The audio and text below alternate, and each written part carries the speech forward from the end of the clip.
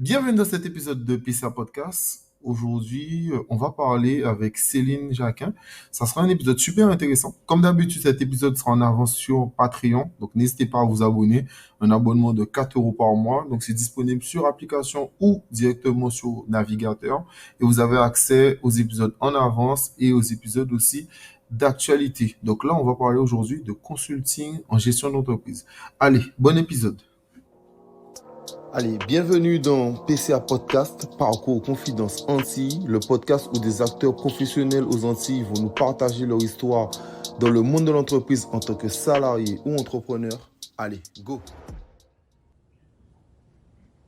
Mais à travers son regard, je réussis à voir la beauté et la grâce, la puissance. Comment vas-tu, Céline? Ça va bien, merci. On a déjà beaucoup rigolé, c'est pour ça qu'on rigole Oui, tout de bon, suite. enfin, voilà quoi. Bon, la fameuse question, qui es-tu? Je suis Céline Jacquin, j'ai un âge certain, voire un certain âge. J'ai 2 enfants. Pourquoi tu ris? J'ai 2 enfants dont je tairai également l'âge, sinon voilà, ce sera trop facile. Quoi dire d'autre sur Céline? Ben voilà, en gros, j'ai une vie que je qualifie de normale, de chef d'entreprise débordée. Guadeloupéenne? Guadeloupéenne, depuis que je suis née. Ok.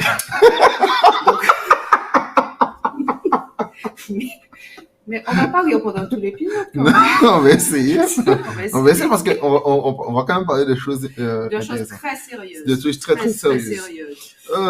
Comme d'habitude, c'est quoi ton parcours scolaire? Alors, j'ai un parcours scolaire un peu classique, je dirais, lycée Bainbridge, bac A1 à l'époque. Oui, à l'époque. Je connais pas. On revient sur mon âge, là, ça va pas le faire. Hein. Bien, donc je reprends. Bac A1, je disais, lettres et maths. Ah, ok. À l'époque, je me suis auto-censurée. On reviendra après sur la confiance en soi, puisque j'aime beaucoup les maths, les chiffres et tout. Et je me suis auto-censurée dans le sens où j'ai pas choisi la filière scientifique, en me disant Céline, tu vas pas y arriver. Et bon, c'est ignore parce qu'il y en a d'autres qui étaient plus faibles que moi qui l'ont choisi, qui y sont arrivés. Enfin bref, donc lettres et maths, le mélange des deux. Ensuite, j'avoue que je ne savais pas trop vers quelle orientation, enfin, où aller en termes d'orientation. Du coup, Attends, après une je vais te couper 2 secondes. informatique. C'est super intéressant parce que la dernière fois, j'ai eu cette conversation Mhm. sur le côté où est-ce que c'est pas trop tôt de nous demander qu'est-ce qu'on fait dès le collège? Parce que moi, je prends mon exemple, j'ai su aller peut-être à 26, 27 ans, vraiment pourquoi j'étais doué, tu vois, mais j'ai eu du mal, hein. J'ai eu du mal à trouver. Et d'ailleurs, c'est pour ça que quand je vois un jeune qui réussit, par exemple, j'ai un petit cousin en tête qui, lui, avait toujours un objectif de petit et qui a réussi à cet objectif, moi, je suis fasciné de voir que depuis petit, on sait déjà qu'est-ce qu'on veut faire, alors que pas mal, tu vois, avec PCH, je rencontre pas mal de personnes, mais ça a toujours été un parcours un peu... C'est ça. Enfin, pour moi, il y a 2 types de profils d'enfants, si on peut dire. Tu as effectivement ceux qui arrivent dans la vie en étant déjà passionnés sur un domaine et qui tout de suite, ils savent et ils réussissent très bien dans ce qu'ils veulent faire. Et tu as les autres qui, pour moi, quand même, sont la majorité. On ne sait pas, on a effectivement plusieurs exemples dans la vie, dans la famille, mais on ne sait pas du tout où on veut aller. Et c'est pour ça qu'il y a maintenant des tests qui sont faits pour pouvoir aider les enfants à pouvoir trouver leur voie. J'ai eu l'exemple avec ma fille. On en parlera si tu veux. Mais en tout cas, pour revenir sur moi, à cette époque, je ne savais pas du tout. J'aimais les maths. Donc, c'est pour ça que tu as pris ton année sabbatique. Voilà, j'étais en filière générale. J'ai pris une année sabbatique parce que, voilà. Et au bout d'un an, mes parents m'ont dit, par contre, c'est pas comme, mais bon, pas que tu nous déranges dans la maison, mais bon, trouve quelque chose. Bon. Et du coup, j'ai fait la connaissance d'un professeur qui était au lycée de Basse-Terre et qui s'occupait de la filière du BTS, qui à l'époque s'appelait, tu es assis, c'est bon, secrétariat commercial bilingue. J'ai déjà oublié la fin. Ah, trop long. trop long. Ah. Bref, ce BTS donc que j'ai fait à Basse-Terre en internat, et celui-ci a été ensuite justement scindé en 3 BTS. Tu as maintenant assistant manager, assistant de gestion, et une troisième management commercial. Donc en fin de compte, on avait tout ça dans un seul BTS de l'époque. Moi, je pensais au MUC. C'est ça. C'est ça, Mais ok. ça s'appelle plus MUC, ça a encore changé. Ok. Bon, Voilà. à mon époque, c'était MUC. C'est ça. Et c'était même pas un BTS, c'était un DUT. Mais c'est le même niveau. Non, mais tu avais même le BTS aussi. Ah, t'avais le BTS Management des aussi. unités commerciales. Ouais, c'est ça. Mais ça a changé de nom. Bon. Enfin, bon. Bref, du coup, j'ai passé ce BTS qui m'a bien plu. Le point, en fin de compte, j'avais un point fort quand j'ai suivi cette formation, c'est que je venais d'une filière générale et j'ai eu beaucoup plus d'aptitude à pouvoir apprendre tout ce qui est sténo, dactylo, par rapport au fait que je venais d'une filière générale, où j'avais une logique de pensée différente, puisque en général, ce type de BTS était réservé aux filières professionnelles, qui faisaient bac pro et qui arrivaient donc avec déjà cette connaissance sur tout ce qui est sténo, dactylo. Nous étions 4 à être de filière générale, et effectivement, on avait plus de résultats sur ces parties-là. Sans compter toutes les parties générales, histoire, géo, etc., qui figuraient aussi dans cette formation. Donc, ça a été très intéressant. Donc, j'ai obtenu ce BTS à l'époque. Et après, j'ai directement été dans le monde du travail. Donc, j'ai commencé... Non, mais c'est bien, tu peux continuer, c'est la prochaine question. Ton Voilà, parcours c'est ce pro. que j'étais en train de me dire. Peut-être que c'est la prochaine question que j'entends. Non, Donc, c'est je ça, c'est ça. continue. Tu veux. J'ai commencé donc dans le monde du travail directement. Et là, j'ai commencé à travailler avec ma mère. Et je peux dire que c'est très formateur de travailler avec ma mère. Je ne sais pas pour les autres, hein, mais la mienne. Parce que cela m'a permis effectivement d'acquérir beaucoup de rigueur. Parce qu'elle est intransigeante. Rigueur que je traîne encore jusqu'à maintenant. Donc, j'ai travaillé avec elle quelques années. Ensuite, honnêtement, voilà, j'avais envie de voir autre chose. Donc, j'ai intégré un cabinet de gynécologie où j'étais la secrétaire médicale, pour le coup, de trois gynécos.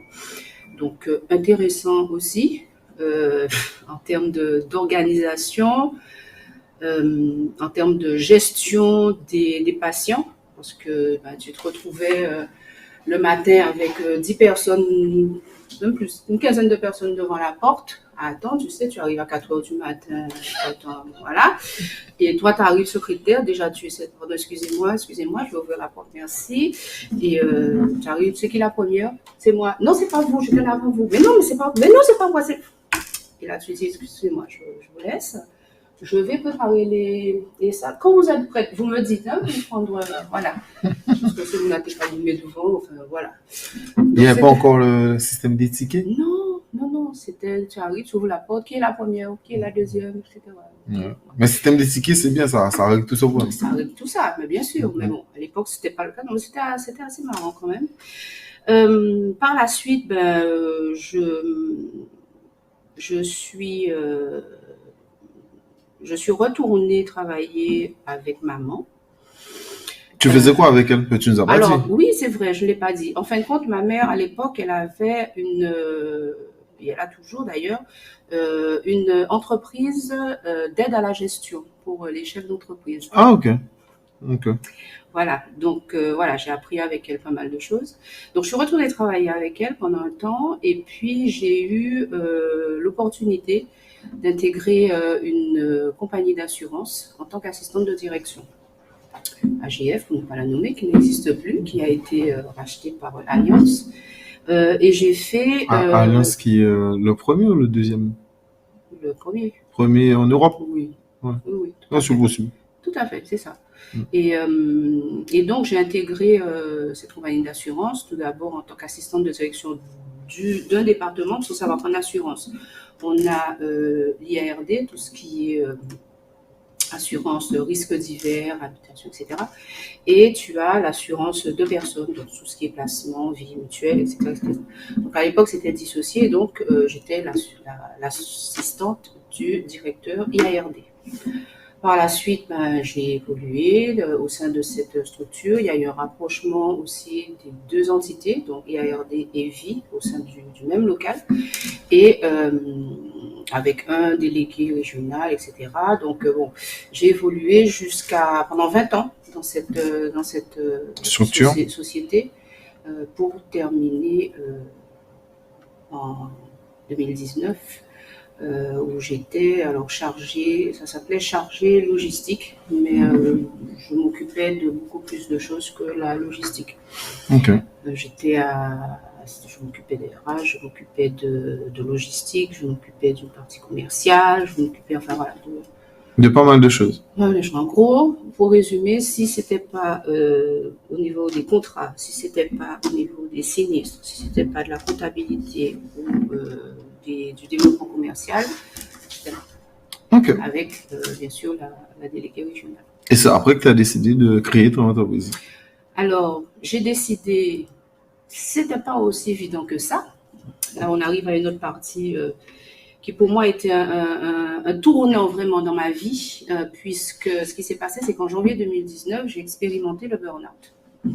Fin janvier 2019, donc là, c'est assez déroutant, c'est une expérience très particulière qui est, je dirais, réservée, entre guillemets, à un certain profil de personnes dont je fais partie, c'est-à-dire les personnes impliquées, qui ont une conscience professionnelle très forte, voilà, qui ne comptent pas leurs heures, etc., etc., et surtout qui ne savent pas dire non. Donc voilà, ça m'est tombé dessus, j'ai explosé, c'est bien le mot. Un jour, j'ai atterri chez le médecin et le verdict est tombé. Donc, je me suis retrouvée du jour au lendemain en arrêt, à ne pas comprendre ce qui se passait. Déjà, le médecin m'a parlé de burn-out. Je dis, mais non, je suis un peu fatiguée, mais bon, c'est bon, quoi, ça va aller, c'est n'importe quoi. Après une semaine, je vous prolonge. Mais non, mais pourquoi? Si, je vous prolonge. Tu vas rester chez toi, madame. D'accord, monsieur. Voilà. Et de fil en aiguille, donc là, tu passes dans cette phase de prise de conscience de ton état. Donc, tu n'as pas conscience au moment où ça arrive, parce que toi, tu es juste... voilà, je suis un peu fatiguée, ça va. Non, mais le burn-out, c'est tellement fatigué mentalement que... Ah non, mais ça se passe surtout au niveau psychologique. Ouais, c'est ça. C'est ça que je suis fatigué mentalement. La problématique, c'est que ça peut rejaillir sur le physique. Ah non, mais de toute manière, alors parlons bien, le mental agit sur le physique. On voit un exemple, l'anxiété, le stress, c'est quelque chose qui se passe dans le cerveau. Nous sommes d'accord que c'est pas le cœur qui produit ça ou le poumon, tout ça. Donc, c'est la tête qui produit ça et qui fait que ton corps réagit à ce genre de choses via certaines maladies, exemple comme les gens qui ont peut-être de l'eczéma à cause de l'anxiété ou ce genre de choses. Donc, bien sûr, la tête, c'est hyper important. La santé mentale, c'est hyper important. Exactement. Donc, je laisse continuer. Exactement. Et donc, quand ça m'est arrivé, après la prise de conscience, effectivement, de l'état dans lequel j'étais, il a fallu se poser la question de comment s'en sortir. Et c'est à ce moment-là que j'ai commencé une démarche de thérapie pour me remettre de tout cela. Après cette thérapie, quand ça a commencé à aller mieux, effectivement, le thérapeute me dit maintenant, qu'est-ce que vous voulez faire? Est-ce que vous voulez retourner dans le salariat, retourner dans l'entreprise où vous étiez et tout ça? Et là, la réaction a été telle qu'elle m'a dit, non, on arrête. Il n'est pas question que vous retourniez dans le salariat. Vu comment vous réagissez, c'est mort. Du coup, j'ai fait un bilan de compétences pour voir justement qu'est-ce que je devais faire clairement. Parce qu'on a de vrais outils. Tu sais que je ne crois pas à ce genre de choses. À quoi donc? Un bilan de compétences. Mais écoute, je crois pas qu'un papier puisse dire aux gens. Mais justement, c'est au-delà d'un papier. C'est pas je viens, tiens voilà, on remplit les cases et voilà ça. C'est pas ça un vrai bilan de compétences, c'est pas ça. Je sais pas s'il y a des gens qui le font comme ça, mais un vrai bilan de compétences, c'est pas ça. C'est pour ça, ce que j'allais te dire, c'est que dans le cadre d'une démarche de bilan de compétences, ce qui est important, c'est la personne avec laquelle tu vas le faire, ce bilan de compétences. Il faut que le courant passe, si je puis dire. Il faut qu'il y ait vraiment une confiance dans cette personne parce que tu te livres énormément.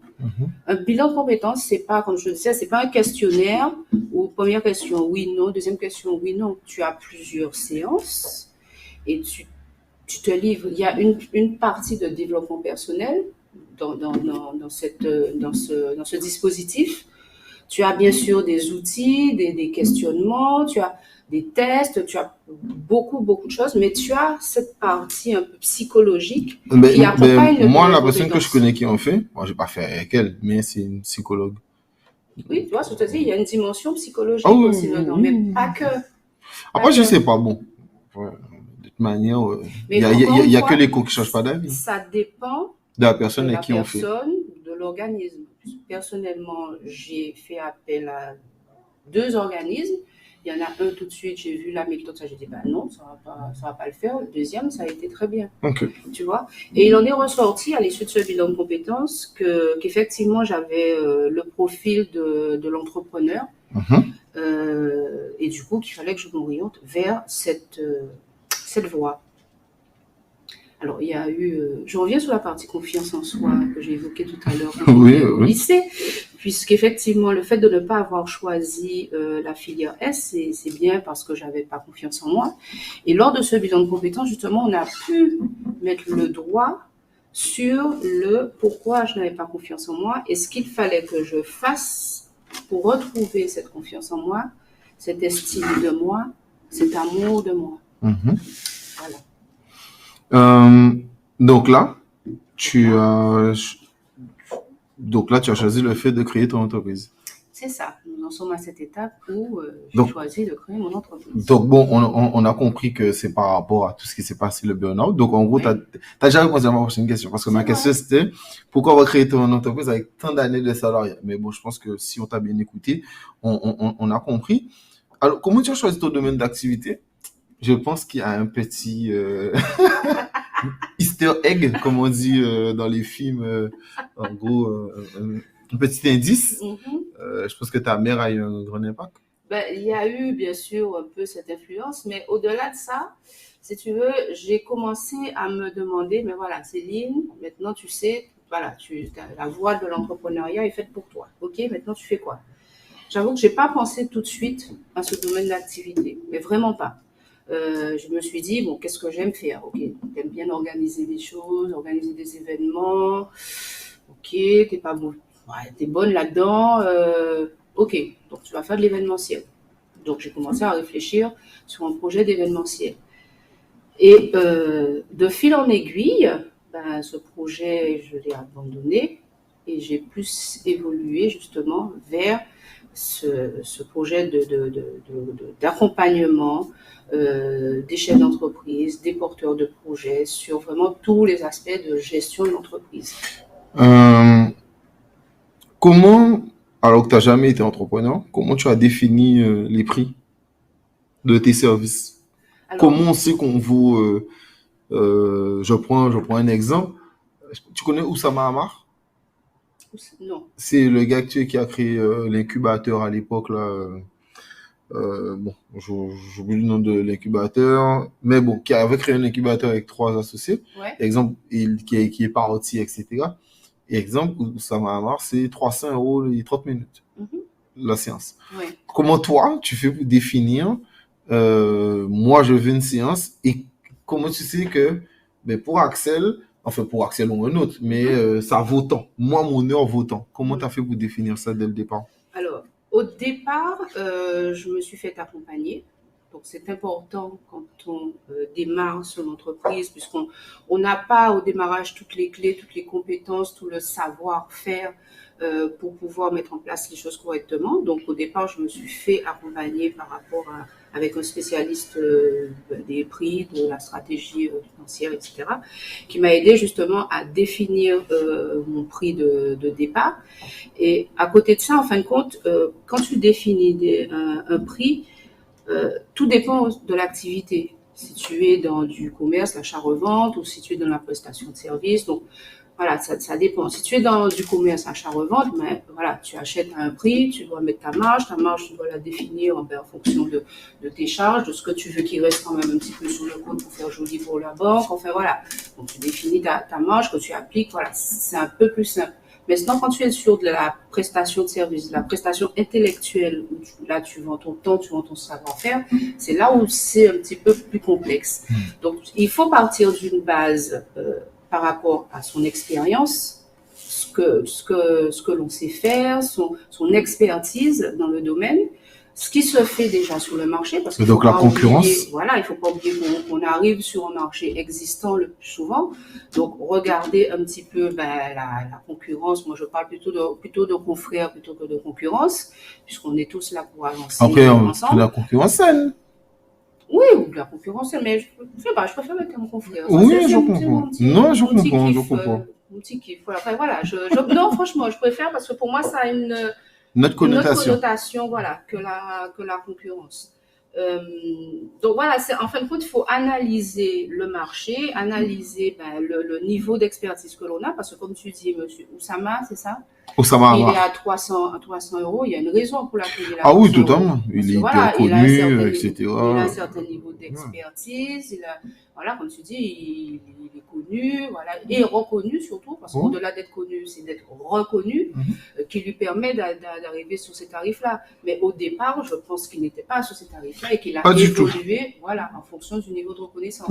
Donc c'est ça en fin de compte. Tu démarres avec un certain tarif que tu définis comme je te l'ai dit, et ensuite tu évolues au fur et à mesure de ta reconnaissance sur le marché. Non, je suis totalement d'accord. Je suis ravie. C'est important. Tu as choisi, donc on va rentrer un peu plus dans ton business, tu as choisi de fournir un service de A à Z. C'est-à-dire que même quand c'est pas tes compétences, tu t'es entouré de d'autres experts pour fournir à l'entrepreneur un service de A à Z. Pourquoi alors que tu aurais pu simplement te limiter à faire ce que toi tu sais faire et qu'il aille chercher les gens à gauche. Voilà. En fin de compte, je viens d'une famille d'entrepreneurs, malgré le fait que j'étais salariée. Mais autour de moi, ce sont des entrepreneurs. Je te parlais de ma mère. Mon grand-père était charpentier menuisier. Ma grand-mère était commerçante. Donc, je ne sais pas pourquoi j'ai atterri dans le salariat. Mais bref, là, je pense que j'ai retrouvé la bonne voie. Et en fin de compte, quand j'ai réfléchi, analysé, regardé un petit peu le fonctionnement de mon entourage, je me suis rendu compte qu'en fin de compte, ils se plaignaient de devoir justement aller à droite, à gauche, chercher en haut, en bas, etc., etc. Et par rapport à mon expérience, où j'ai effectivement eu l'opportunité de pouvoir acquérir des connaissances dans tous les aspects de gestion d'une entreprise, du coup, ça me permet d'avoir cette vision globale de la gestion d'une entreprise et de pouvoir aiguiller le chef d'entreprise vers un domaine ou l'autre, de pouvoir également décoder le langage des experts, avocats, experts comptables, etc., pour vulgariser un peu leurs propos. Et comme j'ai constaté effectivement ce besoin chez eux de gagner du temps tout simplement, parce qu'il est là le problème. Quand tu dois aller, je vais chez l'avocat, ok, il faut que je prenne rendez-vous, quel jour, quel machin, à quelle heure, je suis sur le chantier toute la journée, à quel moment va venir ici, bon, ok, ça traîne. Pareil avec l'expert comptable de l'autre côté, etc. Ou les organismes sociaux, quand tu dois y aller, prendre rendez-vous, c'est la croix et la bannière. Ou aller le matin. Ou alors le matin, grand bonnet, quand ils reçoivent. Non, mais même quand ils reçoivent, parce que moi, je prends mon exemple, je suis salarié et à côté, j'ai mes affaires. J'ai des jours où je ne travaille pas l'après-midi, mais j'ai pas de jours où je ne travaille pas le matin. Ouais. Donc, il faut poser une journée pour aller le matin. Exactement. Et comme tu dis, il faut être sûr qu'on peut te recevoir. Exactement. Alors, tu penses bien que, imagine le charpentier qui est sur le terrain, sur son chantier toute la journée, à quel moment il va pouvoir gérer ça? Tu comprends? Donc, en fin de compte, j'ai vraiment compris ce besoin et comme de toute façon, j'aime aider les gens, déjà à la base, donc je me suis dit, offrir un service vraiment global de l'ensemble des besoins. Le chef d'entreprise sait qu'il a un point d'entrée, il vient chez nous et il sait qu'on s'occupe du reste. Voilà. S'il faut, pour X sujet, je dis n'importe quoi, un cas où, par exemple, un chef d'entreprise qui a des salariés, il se retrouve, par exemple, une convocation prud'homale parce que pour X ou Y raison, il me dit, je fais quoi? Je dis, ok, non, mais je m'en occupe. J'ai mon cabinet d'avocat. Je vais voir le cabinet d'avocat. Je dis, voilà, le client, il a ça, ça, ça. Qu'est-ce qu'on fait? Ok, on fait ça. Ok, ceci étant dit, il ne faut pas oublier une chose. C'est qu'effectivement, le cabinet d'avocat, c'est une profession réglementée. Donc, c'est un client pour le cabinet d'avocat. ce n'est plus un client d'Excel, ça y est, c'est un client du Oui, cabinet mais que d'avocat. tu as trouvé Mais pour lui. moi, je propose la prestation au client d'être son représentant en quelque sorte, tu vois, au niveau du cabinet d'avocat, de gérer pour lui, d'expliquer, parce que l'avocat a besoin d'informations.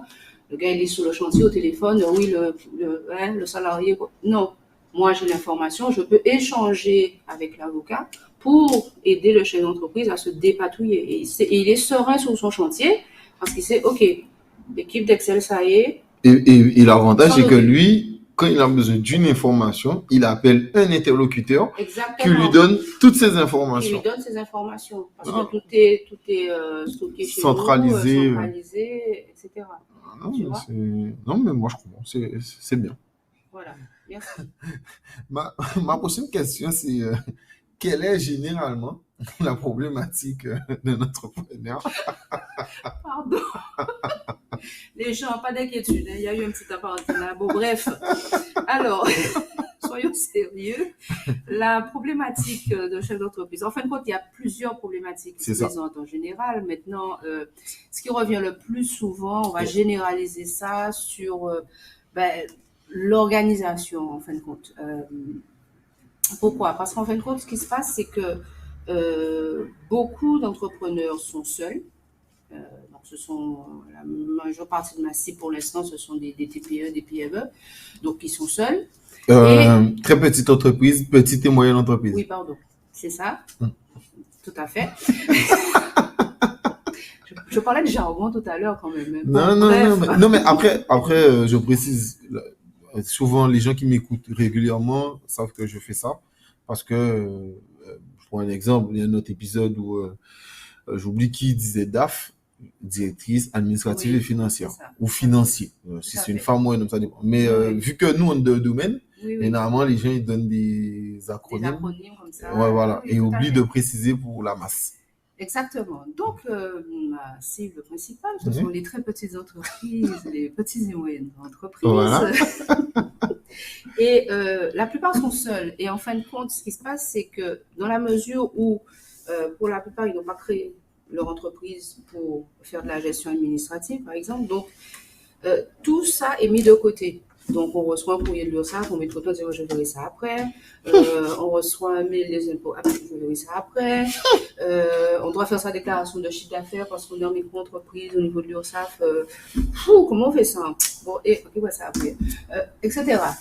Donc, c'est pour ça que je résume ça dans l'organisation, parce qu'en fin de compte, on n'aime pas faire, on ne sait pas faire, on n'a pas envie de faire, on met de côté. Et après, ça fait boule de neige. Attends, tu dis on n'a pas envie de faire. Alors, je vais te dire un truc. Moi, je fais.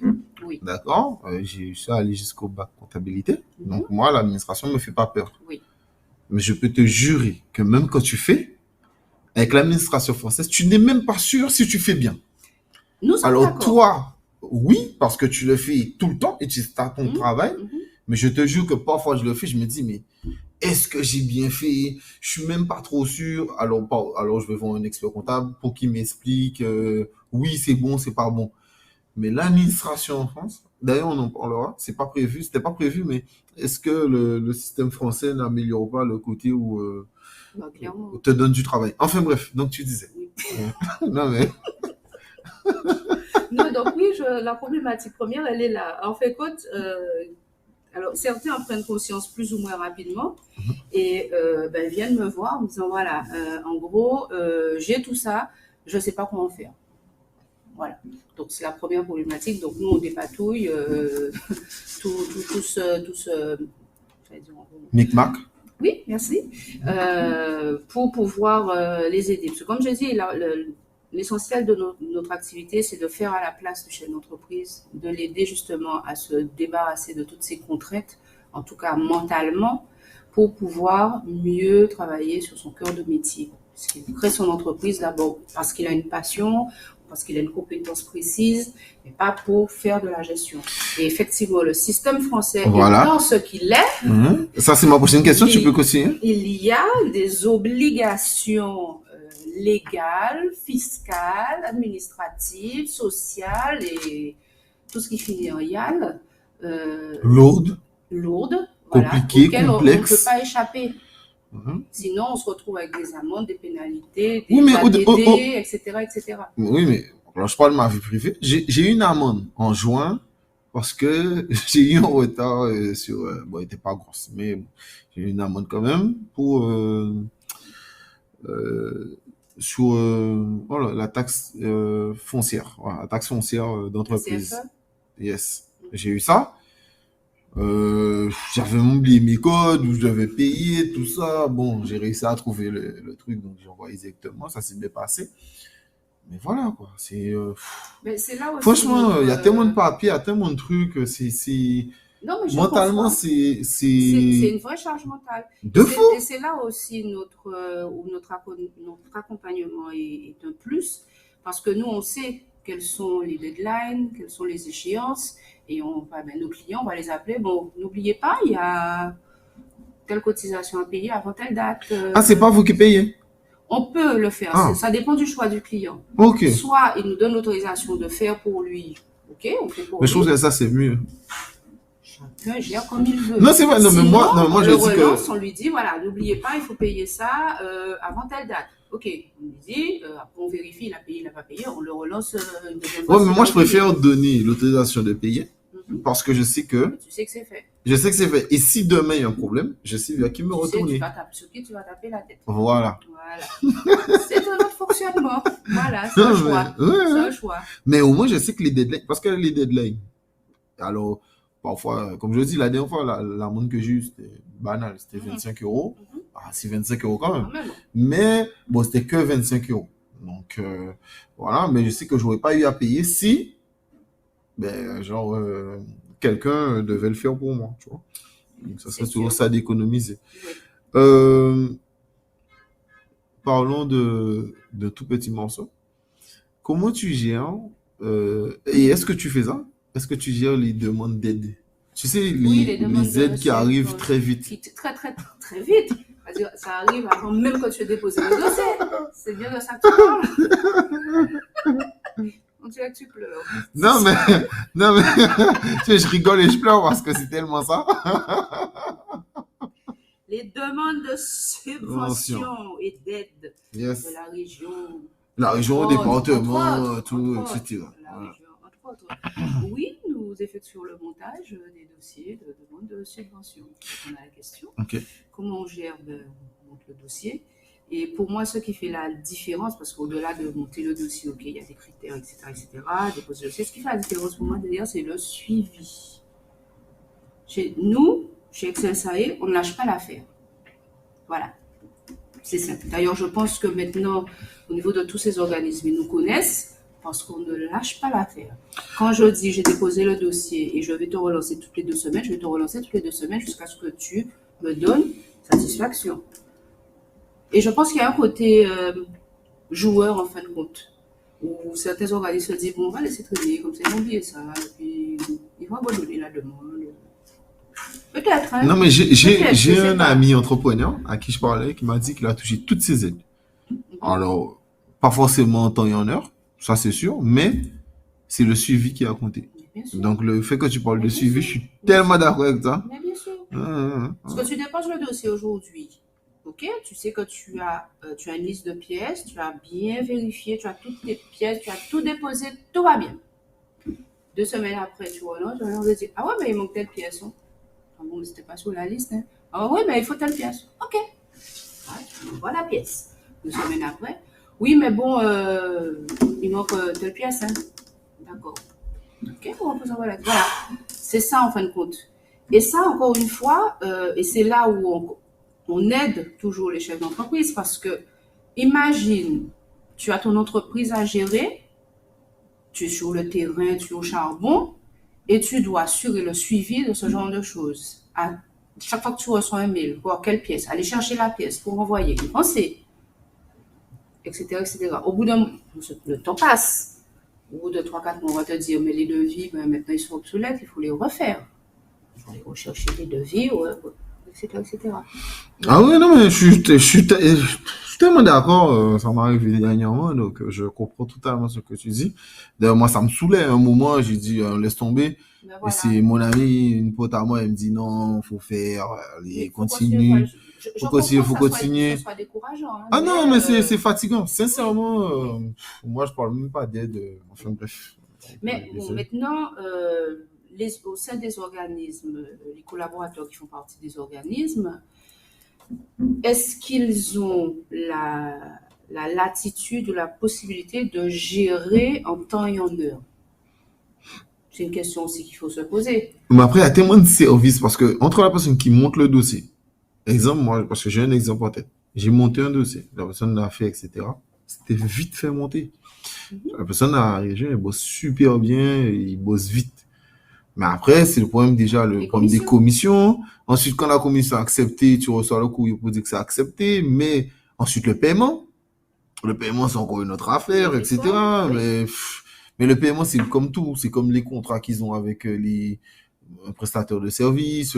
Le paiement pour l'administration en général, on ne parle pas Mhm. même pas que de la Guadeloupe, en Mhm. général, on est nul. On est nul. Et la France coule énormément d'entreprises comme ça. À cause de ça, Ils se oui. rendent pas compte. Enfin, ils se rendent compte, si, si. Mais voilà. Et moi, la question que je me posais parfois, c'est est-ce que Lagardère, quand il a touché 168 millions d'euros d'aide, est-ce qu'il a eu autant de problèmes? Non, mais est-ce que la Fnac Darty, qui a touché un demi-milliard d'aide, est-ce qu'ils ont eu autant de problèmes à monter un dossier? Et quelle aide donne un demi-milliard? Moi, j'aurais bien aimé savoir, parce que bon, si je peux la faire, je montrerai bien le dossier aussi. Mais je veux dire que, je sais pas, les grosses entreprises, elles ont aucun mal, j'ai l'impression, à toucher les aides. Je ne suis pas persuadée qu'elles ont aucun mal. Justement, ce sont de grosses structures, donc qui ont derrière comment dirais-je, le réseau, qui ont Mais le réseau, c'est Allô Bruno. Alors, on parle de Bruno Le Maire, hein. oui, Allô Bruno, j'ai besoin de. bah, aussi, faut pas se leurrer, il y a Alors, ça en aussi.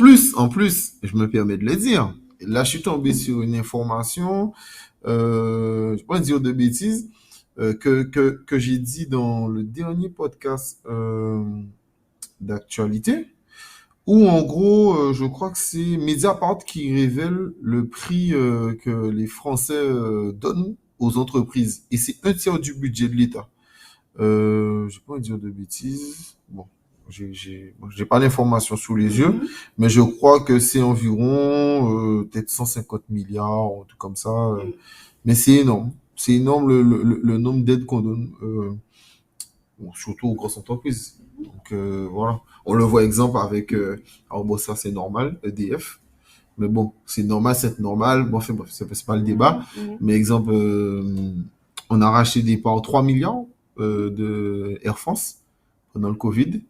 Donc voilà, Renault, mhm. on redonne. Donc je sais pas comment ils font pour monter autant de dossiers, mais bon, c'est bien. C'est à un autre niveau, en fin de compte. Ah, ok, C'est ça. ok, On ok. est à un autre niveau Ok. Mais de est-ce la que tu structure. sais, est-ce que tu sais que Nous, les petits plus gros TPE, employeurs, PME, c'est ça que j'allais dire. oui, c'est nous les plus gros par rapport au volume. Et par Bien rapport à sûr, l'emploi. C'est-à-dire bien que, sûr, ah, d'accord. bien Parce que sûr. c'est ça que j'ai oublié. C'est que c'est pas les grosses entreprises qui emploient le plus. C'est les Quand tu fais TPE, la PME. somme des TPE, des PME, D'accord. c'est le plus grand Pourvoyeurs employeur, d'emploi. bien sûr, D'accord. Nous sommes d'accord. Non, mais bien sûr. voilà. Ok. Mais maintenant, la problématique, c'est que ce n'est pas considéré de cette façon-là. Ils ne regardent pas le volume de cette masse, ils regardent individuellement chaque petite entreprise. Oui, C'est mais pour ça bon. que je dis aussi aux porteurs de projets, aux entrepreneurs qui viennent me voir ça, l'aide, la subvention, l'aide, c'est bien, mais il ne faut pas compter dessus, en fin de compte. Ça vient en retour de trésorerie, c'est-à-dire tu sais que, ok, tu Un as jour. demandé, voilà, Un jour. Tac. tu as demandé sur 100 000 euros, tu auras 40 000 euros parce que c'est jamais la totalité, et tu sais que un jour, tu as ça qui va venir en termes de trésorerie, et ça c'est important parce qu'on sait que dans une entreprise, la trésorerie, c'est primordial. C'est le nerf de la guerre, c'est ce qu'il y a à préserver en priorité. Donc, savoir que tu as ça qui va arriver, mais si tu ne sais pas quand, mais quand ça arrive, Ça tu es arrive. content. Mais j'ai un dernier exemple. J'ai une connaissance qui a son entreprise. Il a eu la chance, en 2 semaines, d'acheter ses aides. 25 000 euros. J'étais super content pour lui. Mais 2 semaines, c'est exceptionnel, quoi. Ça dépend c'est quel type d'aide. J'oublie Plus, le nom. ouais. J'oublie le nom, mais ça allait tellement vite. Mhm. Je me suis dit, oh, En Guadeloupe, il m'a dit oui. Mais lui-même était surpris. Tout dépend des Lui-même, organismes. Tu as le pitch, par exemple, qui peut aller assez vite. ok. Là, c'est Mais la directrice qui gère. après l'État, faut pas se mentir, hein. Pendant les aides Covid, moi, je faisais la demande lundi. Mercredi, l'argent était déjà viré sur mon compte. Oui. Donc, Parce que là, c'était le fonds de solidarité. ouais, les fonds, tout Oui, ça, oui, ça oui. allait super Oui, vite, ça, ça. c'était de l'autodéclaratif. Tu mettais OK, on t'envoie 1500 euros. Voilà. Tac. Non, mais au moins, ça se faisait vite. Oui, Voilà. Là, on bien peut pas sûr. dire que C'est l'État normal, n'était pas c'était réactif. automatisé. Tu Oui, n'avais mais, pas d'intervention derrière, d'analyse de dossier, de commission A, de commission oui, B, mais de même quand commission C, la etc. commission dit oui, ça prend du temps à faire le paiement. Oui, Je veux parce qu'il dire faut que, faire le mandat, il faut que X ouais, signe, il faudrait que re-signe et Z valide la signature de c'est vrai. X et de Y. Et il faut qu'il y ait le bon tampon. C'est ça. Surtout. Eh oui. Mais je dois- J'allais dire quelque chose, mais je le dis en off. Oui. Euh, comment tu conseilles les entrepreneurs sur leur recrutement? Et toi, comment tu as géré ton recrutement? Parce que tu l'as pas dit, mais tu as des employés. Oui, Donc, effectivement. J'ai commencé toute seule et maintenant j'ai 2 collaboratrices, effectivement, à temps plein. je sais pas pourquoi on dit collaborateurs alors que c'est des employés, quoi. Parce qu'ils collaborent au Ouais. développement de l'entreprise. Ok. C'est quand même plus valorisant que Ouais, mais c'est ça. ils sont employés. Donc, c'est comme concurrent, c'est confrère pour moi, tu vois. Non, mais c'est vrai.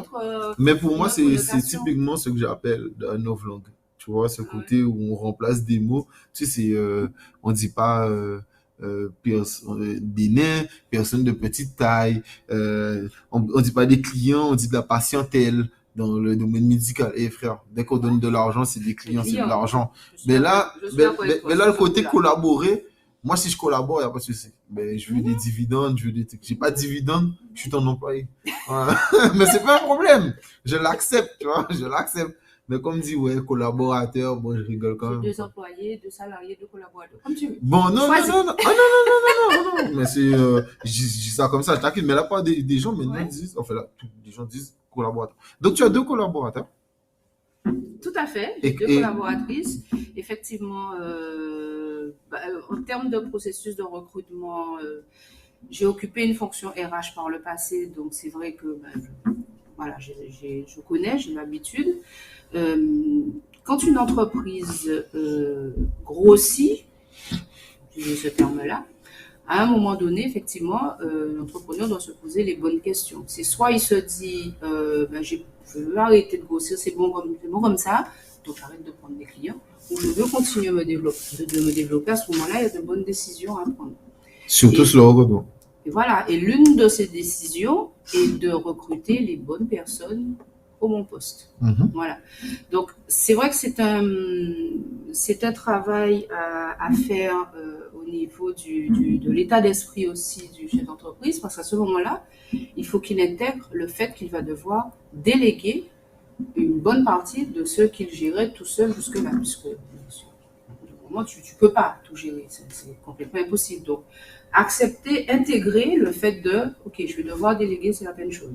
Donc, à partir de là, définir justement quelles sont les choses que je vais devoir déléguer parce que à faible valeur ajoutée ou parce que j'ai plus vraiment, c'est important, mais moi, je dois plus me concentrer sur du pilotage ou du développement commercial, aller chercher des clients. Ça, c'est plus de mon ressort parce que je connais très bien mon produit et je vais pouvoir ramener les clients. Mais voilà, je vais déléguer peut-être la gestion administrative ou que sais-je.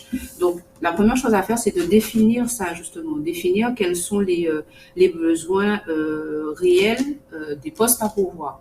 Donc, définir le profil de poste. Donc là, la technique, définir le profil de poste, passer l'annonce, sous les bons supports, analyser les candidatures, etc., jusqu'à la partie intégration du nouveau collaborateur dans l'entreprise. C'est une partie super importante que malheureusement certains négligent. Parce qu'on se dit, un tel, il arrive le 10. Certains ou la plupart?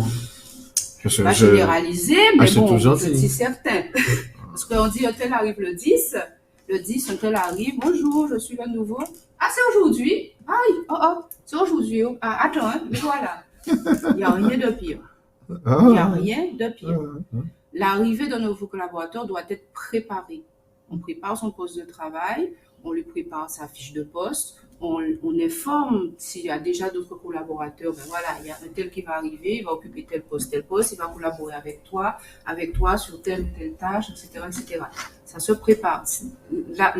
Je ne sais plus qui disait qu'on n'a pas 2 fois la possibilité de faire bonne impression. Je crois que c'est Coco Chanel, je ne sais plus. À voir, à chercher. Et c'est ça en fin de compte.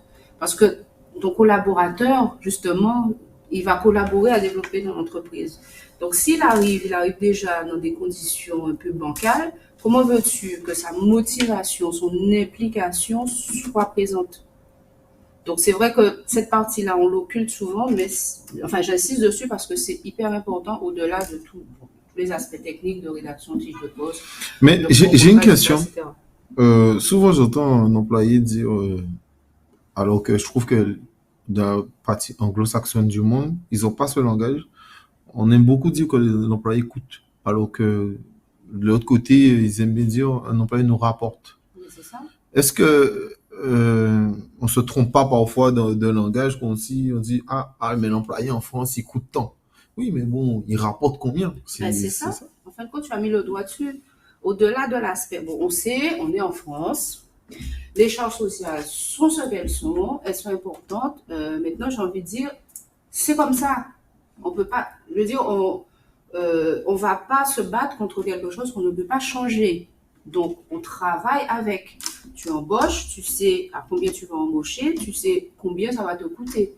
Maintenant, effectivement, d'où l'intérêt au départ de bien définir quel est ton besoin pour pouvoir lancer ton recrutement, c'est de savoir qu'est-ce que cette personne va faire, donc combien de temps ça va me dégager pour me permettre de gagner temps, etc., etc. Donc, c'est au-delà du coût. Oui, il y a un coût pour toute chose, mais justement, qu'est-ce que ça va me permettre de dégager comme temps? Qu'est-ce que ça va me rapporter? Et donc, par voie de conséquence aussi, qu'est-ce que je dois mettre en œuvre pour que ce collaborateur-là soit bien, pour qu'il puisse me rapporter, pour qu'il puisse m'aider, pour qu'il puisse être impliqué dans son travail et collaborer au développement de l'entreprise. Tu vois? Ah oui, je Voilà, vois très bien. c'est ça en fin de compte. Et malheureusement, comme tu dis, quelquefois les entrepreneurs, je dis quelquefois, je ne généraliserai pas, prennent les choses à l'envers. Ouais, il faut que j'embauche, combien ça va encore me coûter, ouais, il faut que j'embauche. C'est une opportunité d'embaucher. Dernière question. C'est quoi ta Déjà? Guadeloupe? Euh, c'est gentil. Non, mais c'est gentil. Non, mais ça va, C'est je que suis bien. ouais, c'est que ça s'est bien passé. C'est mignon. Oui. Alors, c'est quoi ta Guadeloupe? Et c'est quoi ta Guadeloupe? Et surtout, qu'est-ce que tu aurais aimé pour la Guadeloupe? Ma Guadeloupe que j'adore, euh, vaste question en fin de compte. Parce qu'il y a tellement de potentiel en fin de compte en Guadeloupe. Je m'en rends compte depuis que j'ai créé la société où j'ai contact avec des porteurs de projets jeunes qui ont des idées, mais tu ne peux pas imaginer toutes les idées magnifiques qui ont quelquefois du mal à les concrétiser. Donc bon, là, on les accompagne. Mais il y a déjà ça. En fin de compte, j'aimerais que la jeunesse déjà guadeloupéenne soit sur cette logique de développement de la Guadeloupe. Euh, J'entends trop, si tu veux, voilà, les jeunes, ils savent rien faire, ils savent que rester dans la rue, boire, sortir ou aller voler buter à moun, enfin, etc., etc. Tu vois, j'entends trop ça et ça me, ça me désole quelque part parce que je sais qu'on est capable de beaucoup d'autres choses et d'aller beaucoup, beaucoup, beaucoup plus loin. Maintenant, il y a une prise de conscience qui doit être faite. À l'heure où je parle, j'ai pas la solution. J'aimerais bien justement pouvoir échanger avec des gens là-dessus. Enfin voilà, voir ce qui pourrait être fait pour pouvoir justement sortir la Guadeloupe de cette espèce de marasme latent de médiocrité, si tu veux. Alors qu'il n'y a pas réellement cette médiocrité. Tu vois ce que je veux dire? Il y a une image, en fin de compte, qui ressort, qui est véhiculée, qui est entretenue même. Alors que réellement, il y a plein de jeunes, plein de personnes, jeunes et moins jeunes, qui œuvrent en silence, dans l'ombre, Ben, comme les gens de PCA Podcast. par exemple, par hasard, effectivement. Ah non, mais c'est vrai. Voilà, tu vois. Bon, bah, pour moi, les gens qui passent dans PCA Podcast sont que des gens qui apportent le caillou à l'édifice. C'est ça. Mais voilà, pour moi, la Guadeloupe peut rayonner différemment. Je pense qu'on a déjà évolué, vraiment. Mais il y a encore beaucoup de choses à faire. Il y a des changements de mentalité à mettre en place. Comment? Je n'ai pas la solution, mais je pense qu'il y a ça à faire. Enfin, il y a des changements en termes gouvernement, je dirais, aussi à faire, je pense, pour pouvoir évoluer. Ouais. Je donne Là, pas tu es pas mon d'accord? avis. Ah, si, non, mais je donne déjà assez mon avis dans les épisodes d'actualité. D'accord. Ceux qui veulent entendre ce que je dis sur le gouvernement. Ouais. Enfin, bref. Donc, Le gouvernement, je parle gouvernement local, national. moi, je parle surtout tout. du national. Parce que Ouais. je trouve qu'ils ont beaucoup d'impact sur le local. Oui, mais parce que le local Et, le veut bien aussi. ouais, mais alors je vais donner un exemple. Et ça, c'est un exemple que j'ai déjà donné dans un podcast que j'ai fait en tant qu'invité. Je disais simplement que, exemple, moi, je suis pour la sortie de l'Union européenne de la France. Moi, je veux que la France soit libre. Mhm, Si la France est libre, la Guadeloupe est libre. Moi, c'est comme ça que je vois ça. mhm. Quand je dis ça, c'est, je donne un exemple banal. Quand Gada Okan a le contrat pour l'hôpital, les gens sont contents. Mais c'est des miettes. C'est pas Gada Okan qui ramasse de l'argent. Les gens, même si Gada Okan allait, imaginez le 10 millions. C'est de la merde. Parce que les gens qui ont pris, c'est les Italiens qui ont pris le marché. Mais pourquoi? Parce que l'Union européenne empêche que n'importe quel marché public soit pris en priorité par le local. C'est-à-dire que quand une entreprise guadeloupéenne doit se battre, elle doit se battre avec le monde entier. Heureusement qu'il y a des entreprises qui ne viennent pas sur le marché. Mais si une entreprise japonaise voulait faire l'hôpital ou une entreprise chinoise ou américaine, mais comment une entreprise comme Gada Okan peut faire pour aller contre? Je prends un exemple. Hier, Lafarge a été condamné à 776 millions d'euros comment ça, d'amende. Non, d'amende parce que, alors, je vais aller très vite. Grosso modo, ils ont permis à l'État, pas l'État islamique, mais en gros, à des islamistes de continuer à faire leur business en Syrie. Enfin bref. Donc là, ils ont été condamnés. Mais quand une entreprise est capable de payer une amende de 776 millions, alors, même si Gada Okan, il fait un peu de sous, il ne fait pas 776 millions d'euros. Si on lui donne une amende comme ça, il cloue. Donc, comment rivaliser face à des entreprises comme Areva? Areva qui a construit le stade de Nice pour plus de 200 millions. Tu vois, on ne parle pas des mêmes budgets. Mais ces entreprises-là, Veolia, Areva, Bouygues, qui est très gros, qui a TF1, tout ça, etc., qui est capable de rivaliser par rapport à ça. Mais quand ils arrivent face à des marchés locaux, c'est hyper complexe. Donc, moi, j'estime que si on sort déjà de l'Union européenne, on pourra mettre en priorité maintenant nos marchés à nous, pour nous. Donc, voilà, moi, je vois ça déjà comme ça. Donc, voilà. Donc, déjà, pour moi, ça a sorti. Tu m'as dit ce que tu penses de la Guadeloupe, mais rapidement, avant de terminer, j'aimerais que tu me parles un peu du BNI. Oui, le BNI, le réseau l'affaire dont je fais partie. En fin de compte, le BNI, c'est un réseau d'entrepreneurs qui œuvrent justement à développer l'entrepreneuriat en Guadeloupe. Au sein du BNI, on est rigoureux, on assure un suivi de tout ce qui passe. L'idée première, c'est de développer son chiffre d'affaires grâce à la recommandation. Donc, au sein du BNI, on a une activité par membre. Et on sait que la recommandation est le premier levier de développement commercial. C'est ce qu'on utilise essentiellement pour pouvoir développer nos chiffres d'affaires respectifs. Donc, c'est un réseau qui existe qui a été créé aux États-Unis, qui existe au niveau international. Et ici sur les Antilles, on a 2 groupes en fonction, un en Guadeloupe, un en Martinique, et il y a 2 groupes en création, un deuxième donc en Guadeloupe et un en Guyane.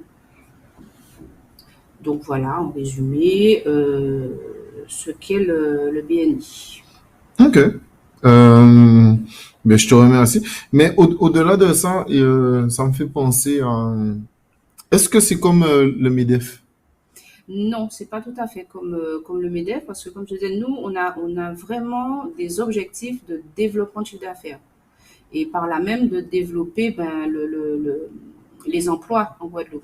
Parce que par rapport à ce que l'on génère en termes de chiffre d'affaires, automatiquement, les entreprises qui font partie de ce réseau, elles grandissent, elles grossissent. Par là même, en se développant, on embauche, etc., etc. Ok. Voilà. Ok. Bon, ben, c'est comment on peut rejoindre le BNI? Alors, on a une réunion le jeudi matin. Alors, ça fonctionne. On ne rejoint pas le BNI, on postule pour éventuellement intégrer le groupe. Cette postulation est analysée avec certains critères et on accepte ou pas l'intégration du membre. Est-ce que quand on est accepté à vie? Non, non. On n'est pas accepté à vie, justement. Chaque année, on fait une procédure de renouvellement. Donc, c'est comme si on repostule. Et de nouveau, c'est analysé, etc., pour voir si on maintient le membre dans le groupe. Ok. Bon, ben, je te remercie. Je t'en prie. Pour finir, qu'est-ce que je peux te souhaiter?